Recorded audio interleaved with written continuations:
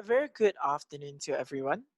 My name is Farhan, and welcome to today's web lecture on Case Prep 101. This is merely one of the four lectures organized by the Debate Association Singapore, which aims to introduce debating to newer and younger debaters. To give everyone here an understanding of my background in debating, I have been debating competitively for more than 6 years now. I am also the former coach of Yusuf Ishak Secondary School, Nanyang Girls High School, and the current coach of Hua Chong Junior College. Now that you know me slightly better, let us move on to the lecture proper. There are several parts to this lecture, the first of which is about Case Preparation 101. How do you break down emotion? For those of you who've had some debating experience, one of the scariest moments is when you receive a motion and you have absolutely no clue what the debate is about. When I was coaching, this quote you see here, "Wah, I don't really know what this motion is about leh. It's okay, we just think of what arguments to run," seems to be a sentiment espoused rather frequently. It is just that moment of panic and cluelessness on what to do with the motion at hand. But fret not, this lecture would hopefully give you some insight on what to do when you receive the motion, how to do motion analysis, and thus developing a case for the debate round. So, as a quote seems to suggest, one of the first things most newer debaters think of immediately is what are the arguments we can run? This is not a wrong way of thinking because the arguments you forward is definitely essential in winning the round. However, we need to take a step back before rushing into arguments. You might be wondering then, if arguments are not the first thing we think about, then what is the first thing? Well, for me, it is about asking questions about the emotion or topic. These questions are the same questions that you have learned in your English lessons back at school. Who, what, where, when, why, and how. These questions may seem very simple at first glance, but these questions are also incredibly important when it comes to understanding a debate motion. Let us now look at an example motion to give you a better idea of what I mean when I say that you should ask questions. To be clear, the questions you would see later on in this slide is non-exhaustive, and you can surely find more things to ask. So, in this debate topic, which is this House would abolish single-sex schools, you need to pay close attention to the terms within the motion. The first term you want to take note of is abolish. From there, you could ask several questions, such as, what is the problem with single-sex schools that requires abolishment? Or for instance, you could ask, do alternatives work in resolving the problems within single-sex schools? Or you could even ask, do we abolish the single-sex schools immediately or after a period when this motion is in effect? The next term we want to take note of is single-sex schools. From here, upon asking yourself what is a single-sex school or how do single-sex schools work, we could start with a broad question such as, what is the purpose of education? Following that, you would probably ask yourself if single-sex schools violate this purpose of education. Or perhaps you want to ask yourself if there are any exclusive benefits from having single-sex schools to begin with. You might also want to ask which context is this motion most relevant, because the context may influence the type of arguments that you are going to run, or it can also give you an idea as to which is the more important stakeholder within the debate. Finally, you could also ask why the alternative of mixed schools is better than single-sex schools. So this is an example of how I would break down emotion by asking questions that presents itself when you receive a topic. You might be wondering then, what exactly is the purpose of asking all these questions? There are so many questions, but yet so little time. However, trust me, asking these questions about a debate motion when you first start debating would help a lot. The reason for this is simple. Have you ever been in a debate round where the adjudicator or judge or even your coach gives you a feedback saying, "Oh, when you were saying this argument, I had several questions left unanswered after the end of your speech." Remember, judges who probably have some debating experience would probably have thought about those questions in the motion that teams on both proposition and opposition needs to answer. What do you do now with all these questions you have collected and have asked? You basically arrange them in a manner that flows and attempt to answer the questions as a team. Eventually, you would arrive at the problem setup, policy or clarifications if necessary, and then your arguments. The process of asking questions is therefore essential because 1. You would probably arrive at the arguments that are more important, and 2. You would be answering what the motion requires of you. This is why asking questions is important in understanding what your case is going to be about.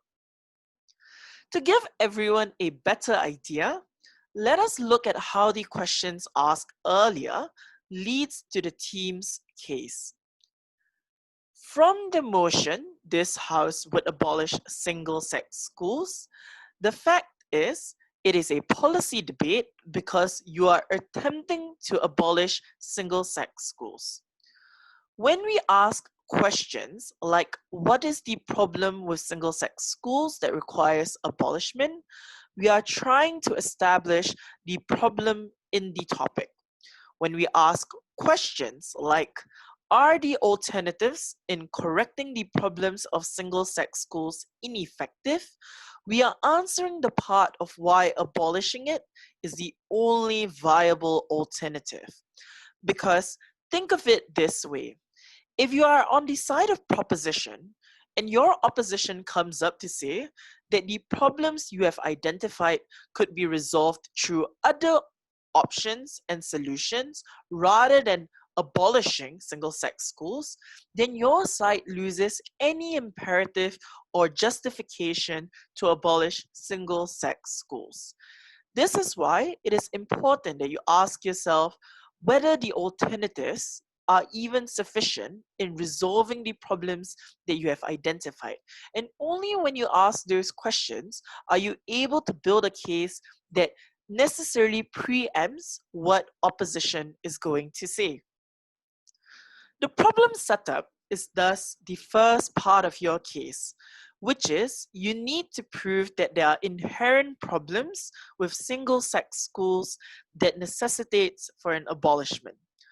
The problems that you would see on this slide are non-exhaustive, and you could come up with a whole other plethora of reasons as to why single-sex schools are problematic to begin with. So let's just look at the problems that I have identified as a form of example. If we look at the first portion, we could perhaps say that single-sex schools creates an artificial division between boys and girls, and it may potentially teach problematic gendered behavior. For example, in a single-sex schools, girls are taught to behave in a particular manner, or the fact that maybe there's a greater emphasis on arts, humanities, and music in an all-girls school, and as opposed to a science-heavy environment in an all-boys school. Once you're done with the problem setup, and this is important because the identification of the problem creates the imperative within your case, we need to look at the policy next. Because if you remembered earlier, we ask ourselves on whether the abolishment is immediate or not. Asking that question helps to inform our strategy within the round because we now know that if we are to abolish these schools immediately, it would be incredibly disruptive to the students themselves. We could also have a policy tier to convert these existing facilities into mixed schools. So this might counter opposition's point or argument that building school facilities would take time. This is why asking questions is important because only by asking questions do you get to beef up and improve the policy that you were set in this round. In the vast majority of cases, if you do not ask questions as to how this abolishment is going to look like, it's very likely that as a novice debater or as a new debater, you might make the mistake of saying that your policy is just the abolishment of single-sex schools. But if you are to run such a simple policy, it is very likely that your opposition would start questioning you through maybe points of information or through their rebuttals themselves, where they would be questioning, for instance, if you abolish single-sex schools immediately, what happens to the students who are currently enrolled in those schools? Or if you intend to shut down all single-sex schools and build new school facilities, building new school facilities take some time for it to be fully functional. In that instance, would students therefore simply wait until those schools are done building? Only when you ask those questions are you able to build a policy, as you can see on the slide, as a means of rebutting any potential attacks the opposition might have against your case. Now that you are done with the policy or clarification within this round, we finally move on to the arguments. These are just some of the arguments that you can run based on the questions we ask. For instance, when we ask what the purposes of education are, we could argue that single-sex schools violate the purpose of education. Or for example, that single-sex schools creates an artificial division between genders and reinforce problematic stereotypes. Obviously, to make this argument stronger, you want to explain why those harms are exclusive to single-sex schools, because any opposition team would say that problems such as gender stereotypes can exist outside of single-sex schools. So you might want to spend some time explaining why the creation of gender stereotypes within single-sex schools are particularly problematic. You then perhaps could argue why this problem can only be resolved via abolishment, because any opposition team would probably try to counteract the problems you've identified through alternative solutions or through an counter proposition policy that it was set up in the side of opposition. Lastly, you could therefore spend some time arguing, maybe in second speaker, why mixed schools are uniquely better than single-sex schools and why those benefits are exclusive. So for instance, talking about the interaction between boys and girls and why that interaction could be so important in breaking down any perceived gender stereotype or any perceived gender differences that presently exist. So this is just an example of how you would arrange the questions that were asked in a nice flow, and therefore answering the questions would result in what you have seen here. However, if you are feeling super overwhelmed by everything that has been discussed, this is the TLDR you need to know. When it comes to any debate motion or topic, there is usually a problem that exists and you need to design a solution to resolve the issue. Think of yourself as problem solvers and that you want to be the team that forwards the best possible solution, because that solution is the key to you winning the debate.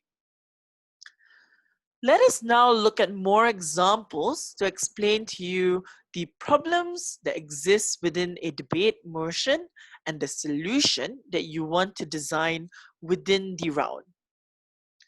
So, if you look at the first example, this house would ban beauty pageants, you probably would arrive at the problem where beauty pageants typically reinforces one version of beauty and create an artificial sense of importance behind beauty.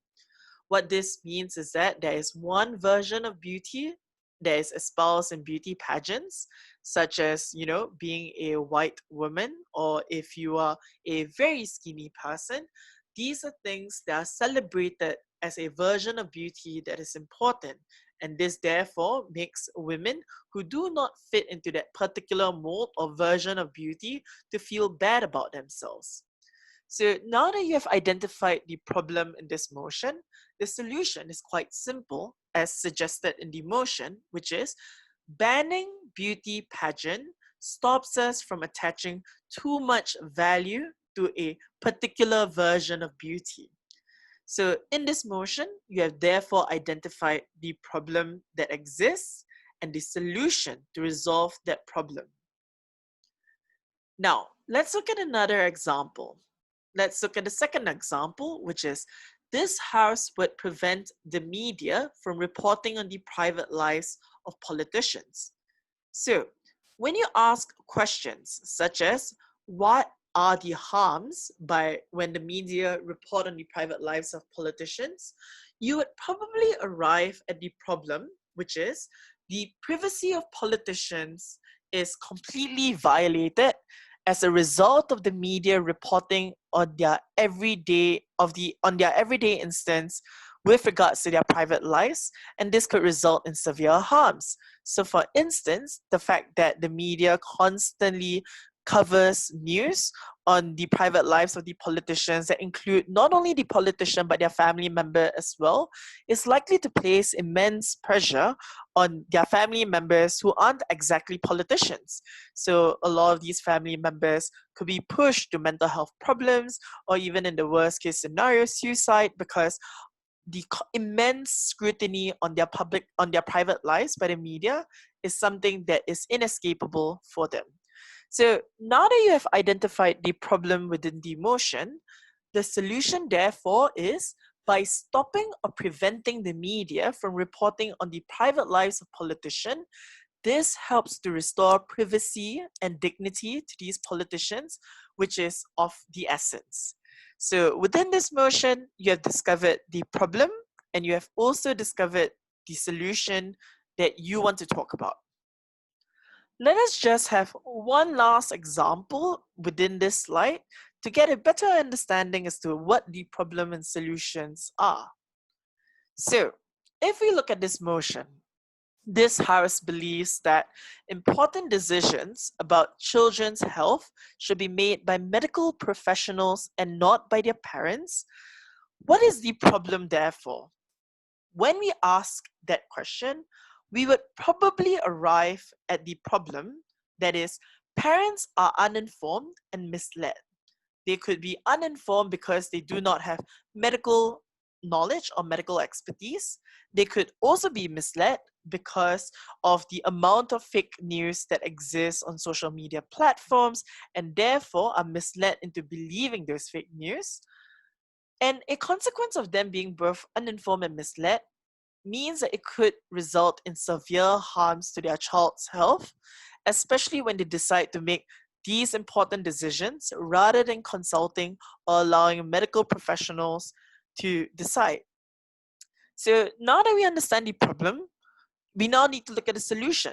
And the solution is fairly simple. The solution is just what the motion suggests, that important decisions about about children's health should be made by medical professionals, i.e., let the doctor decide what is best for the kid.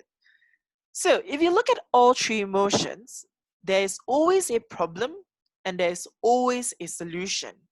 Your job as a debater is to identify the problem that you want to resolve and design the solution that best resolve the problem that you have identified within the round. Now that you have learned the basics, you might be wondering, Farhan, how do we make our case better? Well, there are 3 tips I would like to share here.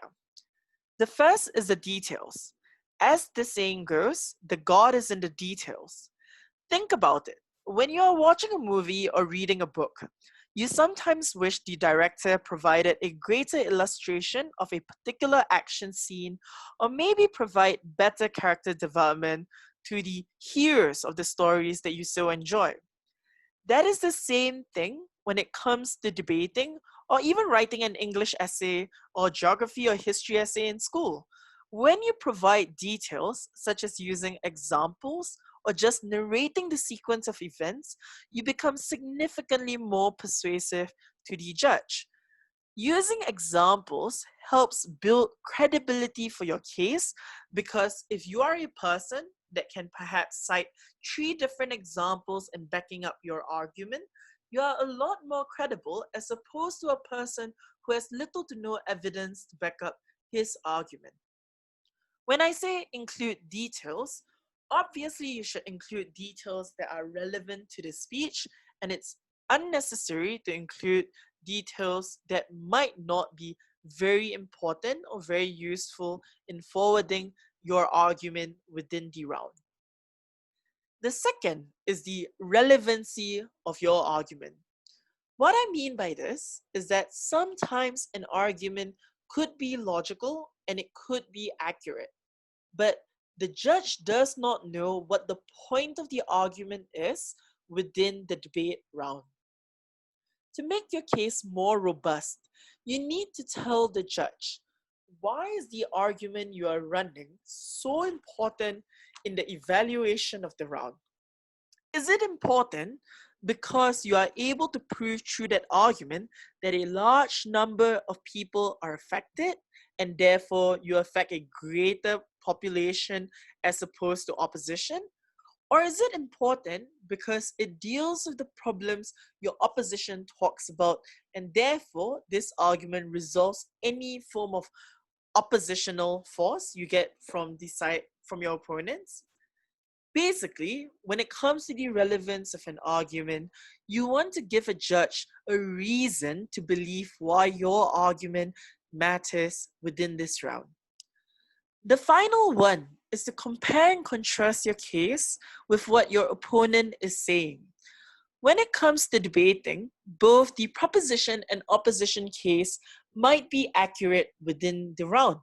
So for example, when we are talking about a motion, such as this House would ban smoking, proposition might argue that smoking creates medical problems for an individual, and opposition might argue that individuals' freedom to choose what they want to do ought to be respected by the state. And therefore, if they choose to smoke, this is something that should be given to them. If you listen to both the cases independently, both cases are accurate. The point that you therefore need to do as a debater is to compare and contrast against their case and explain why your case is a lot more serious and why your case is a lot more important. Do the work for the judge, don't make the judge do the work for you. So this is basically 3 tips that I have in terms of how you can make your case better. Remember to include details, remember to explain the relevance of your argument, and remember to explain why your argument, when compared and contrasted to your opponents, are significantly more important. Moving past that, you might question, how do we do all of this in just 1 hour? So here is a suggestion on how you could break up that 1 hour preparation time that you are given within an impromptu round. For the first 5 minutes, you would probably do the silent brainstorm that most teams normally do and come up with the various questions you think needs to be answered within the motion. The next 5 minutes is just to share the questions that people have came up with. And don't worry if there are overlaps, as it means that those questions are probably pretty important. So in the team of 5, if 4 of you have the exact same question, that question definitely needs to be answered within the round. But this is where you also decide as a team as to whether a question that is only raised by one particular person is important. So if one person comes up with a question that the other 4 did not think about, that question could still be important. And I think as a team, you should decide and have a discussion as to whether that question needs to be answered. The following 20 minutes is to then arrange the questions in a flow that makes sense and to start answering those questions. That is the part where you start forming the various arguments, your team's position, the problem setup, and the policy. The next 25 minutes is just writing out those arguments, paying keen attention to the details of every argument you are going to talk about in the round. Within this 25 minutes, you could choose to write the argument as a team. You could also choose to break up the team into smaller groups where each individual can work on a particular speaker and the arguments that that speaker would push forth. Basically, how you choose to write the argument should be up to the team to decide. You should do what is best for the team. And finally, the last 5 minutes is to do a quick recap of the case. This is to ensure that those who are speaking are all on the same page on what the case is. All right, so this nicely ties into the second part of this lecture, which is just quickly on argument construction. Because, we talk so much about case prep, but do we actually know how to write an argument to begin with? So, what is the format of an argument? What goes into an argument? There are 4 key elements that make an argument. The first is the premise. The second is the explanation. The third is the mechanism. And the fourth is the impact and relevance of your argument. So, you might have heard the PEEL format from your English, social studies, geography, or history teacher, where it is the point, explanation, evidence, and link format. The format I am sharing here is similar to that. So let's go through the different components of an argument step by step. What is a premise? A premise is the assumptions or theories that the argument is based on. For example, if I am running an argument explaining why we should ban smoking, the assumption within that argument, especially if I'm saying that we should ban smoking because of its harmful effects, is that I need to prove the assumption that smoking results into medically proven ill effects or ill consequences. So in every argument, there would be premises or assumptions that your arguments are based on, and you basically need to be clear as to what those premises are. Because only when you're aware of those premises are you able to defend those premises within the explanation.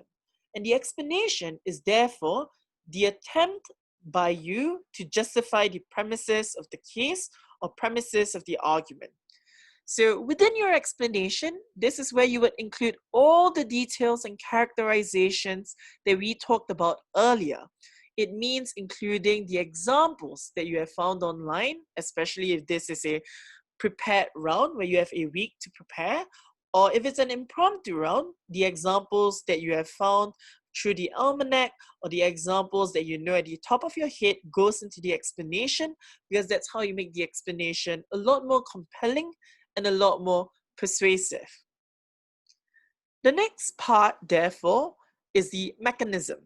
And a simple way to understand mechanisms is just what are the ways you are providing, or what are the solutions that you are providing within this argument in resolving the problem. So as I said earlier, all of you are problem solvers, and the mechanism is basically a means to which you tell the judge, this is how we resolve the problem. So let's just use the smoking motion as an example, that we want to ban smoking. So you could say that by banning smoking, one is that there is a legal punishment for anyone who smokes, and therefore this is the first mechanism to which we reduce people's ability to smoke. The second mechanism is that smoking in itself is an addiction, and by banning smoking, we also reduce the biological addiction that people have towards smoking. So this is a second mechanism to explain why smoking is likely to reduce. When we talk about how smoking is sometimes in a social activity where people smoke as a means to, let's say, interact or even have friends, we could say that banning also removes smoking as a possible social activity, and therefore this is another mechanism to which we prevent and we ensure that individuals do not smoke any longer. The last component of an argument is therefore the impact and relevance. And the impact and relevance is basically explaining why this argument is essential in the grand scheme of things. So when you explain why we should ban people from smoking, you need to explain the impact of those arguments.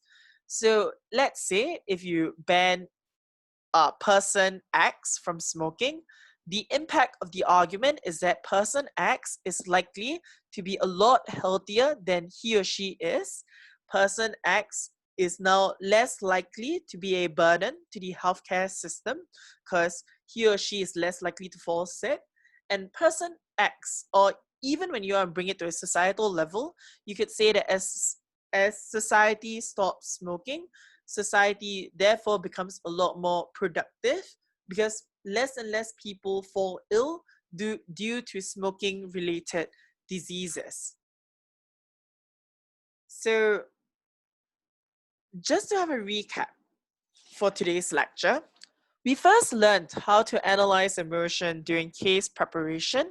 We now know what to look out for and how to break up the 1 hour impromptu case preparation.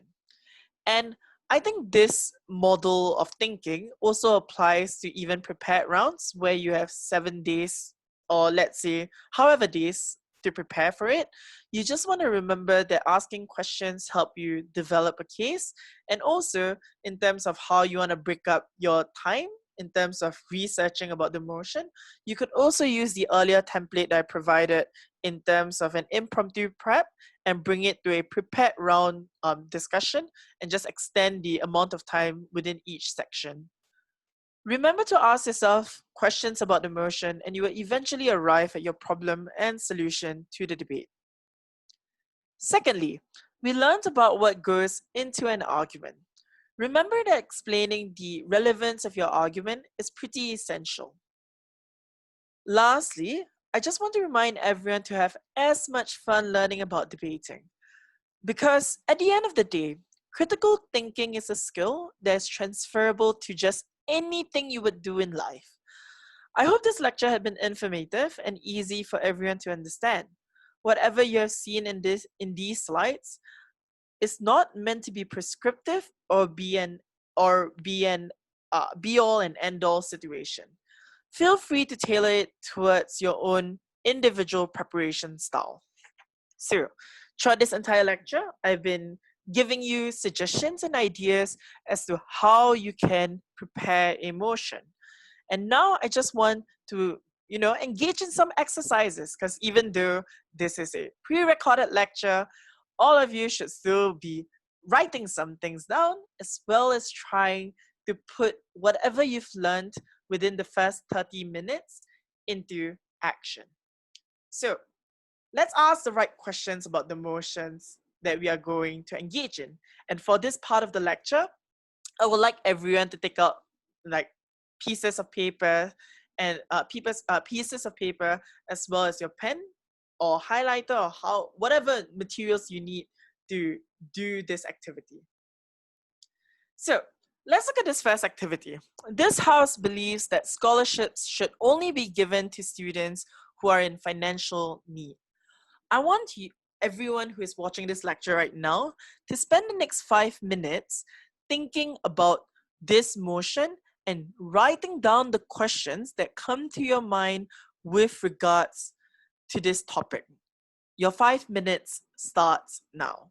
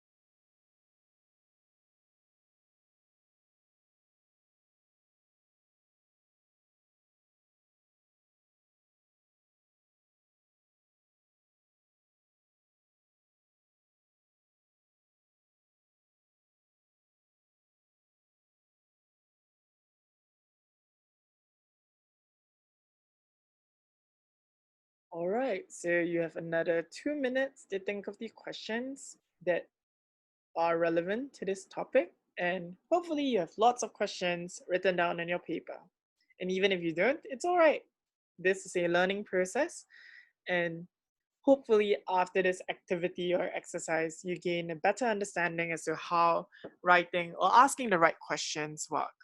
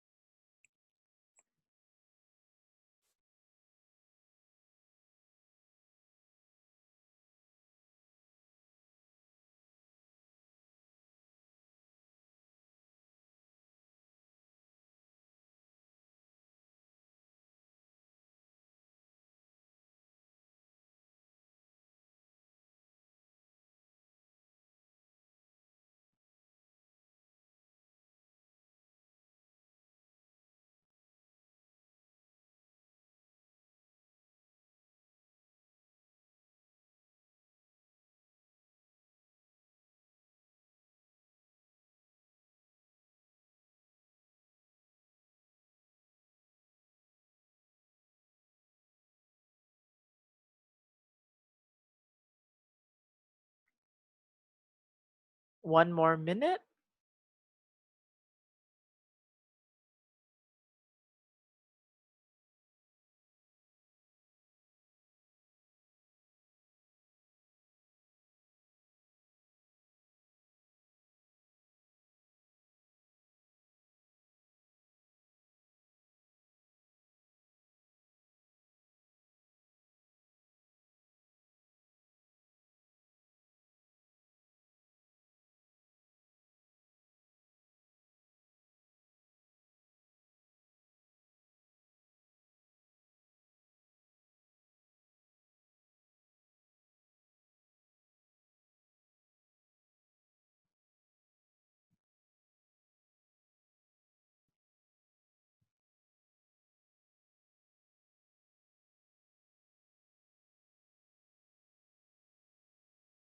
All right, your 5 minutes are up. Let's go through this motion together. So, this house believes that scholarships should only be given to students who are in financial need. What do you think are the terms that are important within this motion? The first term that is important would be scholarships. So, what are the kind of questions you can ask when you underline the term scholarship? You could ask, for instance, what are the criteria for scholarships today? The reason why you want to ask this question is because you want to draw a distinction between scholarships and other forms of educational awards that are given to students right now. So you want to ask yourself, on what grounds do we give a scholarship? So perhaps presently, most scholarships are given to the student who has displayed good academic track record, who is perhaps a good sportsman, as well as someone who perhaps volunteers a large bulk of his time to help other students. So maybe those are some of the criteria for a scholarship. But obviously, not all criteria are equal. You perhaps want to spend some time thinking about what is the most essential or most important criteria in determining who is a scholar. You would then ask yourself, why do we give out scholarships, or why do we give out scholarships to begin with? And there could be various reasons for this. So you could give a scholarship to the best possible student because a scholarship is meant to tie the student towards a particular agency or even the government. And maybe you want the person who's going to work in that particular company, agency, or even the government to be the best possible student you can get through the process of giving a scholarship. So you would obviously spend some time explaining why scholarships are meant, or why scholarships presently are meant to attract the best possible talent. And this nicely ties into the idea, which is if we are to give scholarships to students who are in financial need, would this hurt the principle of meritocracy? Because if you think about it, scholarships are usually given to students who work the hardest, or perhaps not, that might not be as accurate, but are perhaps students who are the best in a particular subject or best in a particular field. So if we no longer give a scholarship to these students who are best in a particular field, but rather give scholarships to only individuals who are financially needy, it means that we necessarily hurt the principle of meritocracy. So you might want to question whether this principle of meritocracy is something that important within the debate and whether you want to uphold it as a team. You could also ask yourself, are we talking about government bonded scholarships or ones that are without any bonds? And the reason why you want to ask this question is that obviously it provides you some context in the arguments that you would forward. So, for example, if we are talking about a government scholarship, let's say in Singapore, most government scholarships are bonded back to the government. So, many of the scholarships that we award to students who are, let's say, the cream of the crop, are all students who will eventually be working in the government, and therefore, these are individuals who perhaps it's important that we get the best, right? Because the government is an important institution that ensures that public services or the civil sector runs efficiently and smoothly. So when you ask this question, you basically give yourself a potential argument. It gives you an idea as to what possibly opposition could run in challenge against your case.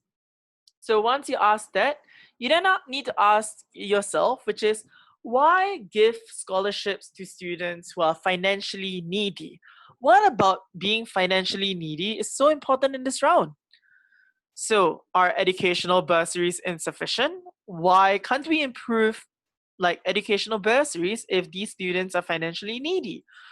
And you ask yourself, therefore, does the government have infinite money to ensure that we can improve bursaries while at the same time providing scholarships? Because if they don't have infinite money, then it's a trade off. Because every one scholarship you finance, it means lesser money for educational bursaries. And then you need to ask yourself, if scholarships are given to the top students, would providing scholarships to only financially needy students affect this in any way? Or how can we best help students who are in financial need? Is the provision of scholarship the only way and the most effective way in helping students who are financially needy? So these are just some of the questions that I thought of. You could obviously have different questions from the list here, but we have some questions that are the same with what you see on the screen here. You are on the right track in asking the right question. So, what happens to students who don't get financial support? These are questions that are important within the round. Now that you've asked those questions, I want you to spend the next 5 minutes thinking of how to put it in to the problem setup, policy, as well as the arguments. And the policy is only if it's necessary. Okay, maybe don't spend 5 minutes, spend the next 2 to 3 or even 4 minutes thinking of how to do this up based on the questions you have asked.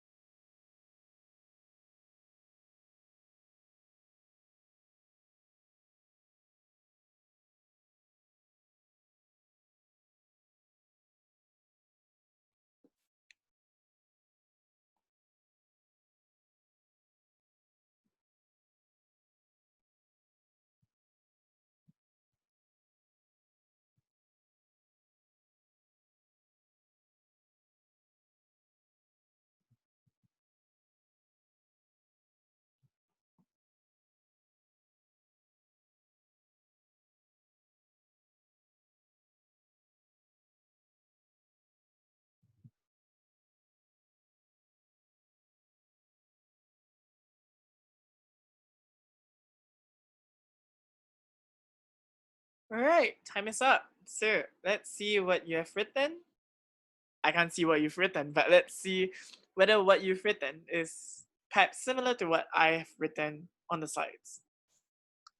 So, this house believes that scholarships should only be given to students who are in financial need. After asking all these questions, you should be able to identify the problem and you should be able to come up with several arguments. So, problem setup. There are several problems that exist. The first could be that governments have limited resources and that for every one scholarship given, it means less funding for bursaries.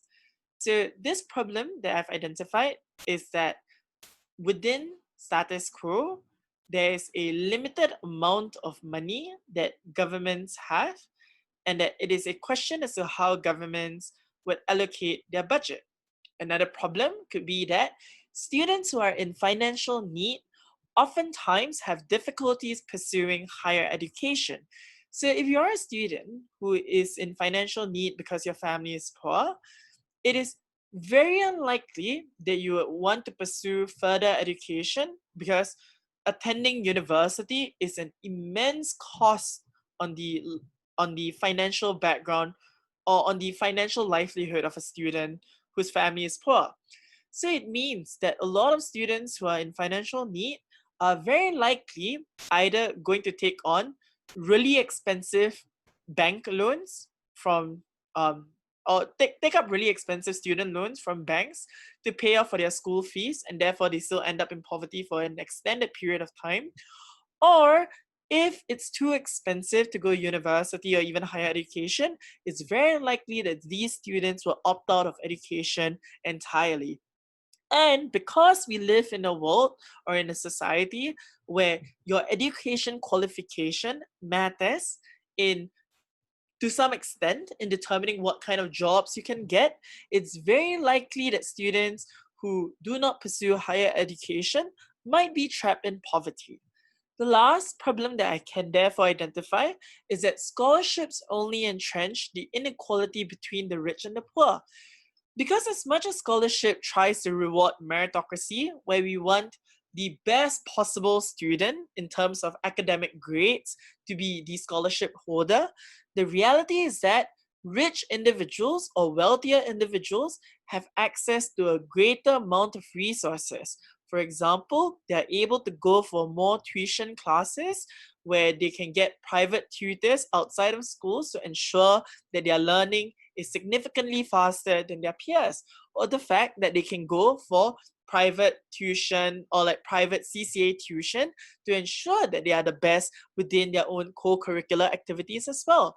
In that instance, meritocracy has failed and that scholarship only entrenched the inequality between the rich and poor. And as you rightfully point out, this motion does not require policy because it is a value judgment debate. This House believes that is a value judgment on whether scholarships should only be given to students who are in financial need.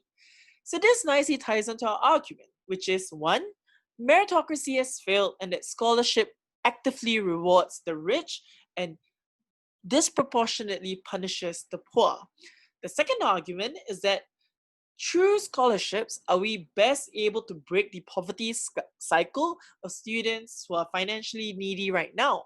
And the last argument is that given that scholarships could both be government bonded scholarships as well as scholarships that perhaps is not bonded to the government, the third substantive applies to government bonded scholarships because you want scholars who are socially aware, and that oftentimes students who are rich and therefore scholarship holders have very limited interactions with the rest of society, that they don't understand what are the kind of problems that the rest of society experience experiences. So if you now have a student who is financially needy and provides them with a scholarship, it's very likely that this particular scholar is a lot more socially aware and is able to provide solutions and policies in the government sector that are best fitted in improving the rest of society. So hopefully you had some of the arguments here. Even if you don't, it's all right. This is a learning process. Now, let's look at another exercise. This house believes that sportsmen caught taking performance enhancing drugs should be banned for life. And I just want you to spend maybe 2 minutes just to think of some questions that you can and just quickly write them down.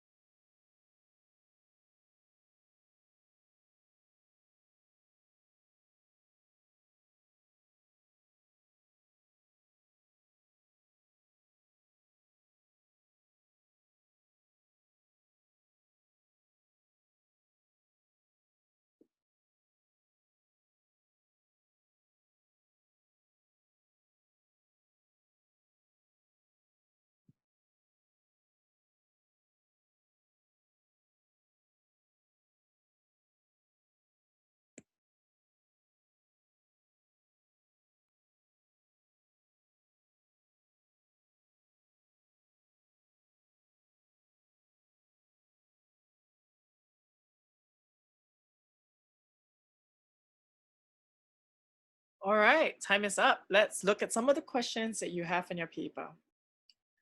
So, on the motion, this House believes that sportsmen caught taking performance enhancing drugs should be banned for life.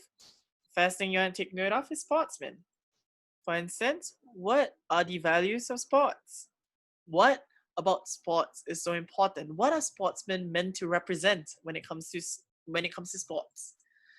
And maybe a question as to why do these sportsmen even abuse drugs to begin with? Is it because there's a lot of pressure to excel? Is it because they want to do it for their own personal gain in terms of getting some reputation, some monetary reward for doing well? Like why? Why do they abuse drugs to begin with? That might be an important question to ask. And maybe ask yourself a question as well, which is, are sportsmen role models in society? Because if they are role models, them doing performance enhancing drugs might send a very bad message to the rest of society, especially towards younger and aspiring athlete or even younger individuals that hero worship these sportsmen. Next question you want to ask is perhaps look at performance enhancing drugs. And the first thing that you might want to ask is just what are performance enhancing drugs and what exactly do they do? So this will just give you some ideas to how performance enhancing drugs work. Then you want to ask yourself, how do performance enhancing drugs affect the competition? Is the competition a lot more unfair, unequal? And from there, you want to ask yourself, do governments force their athletes to take drugs? Which governments have the ability to force their athletes to take drugs? And why do governments want to force their athletes to take drugs to begin with? Is it because if you are at an international competition like the Olympics, like the medals that you win is perhaps a symbol of greatness? Like you want to ask yourself these questions. And perhaps the last question that you want to ask yourself is ban for life, or that term that you want to take note of. So, for example, why ban? Why not other punishments? Because you can punish an athlete in so many other ways. You can perhaps prevent them from getting any kind of sponsorships. You could perhaps punish them by making them pay up a monetary penalty or like a financial punishment.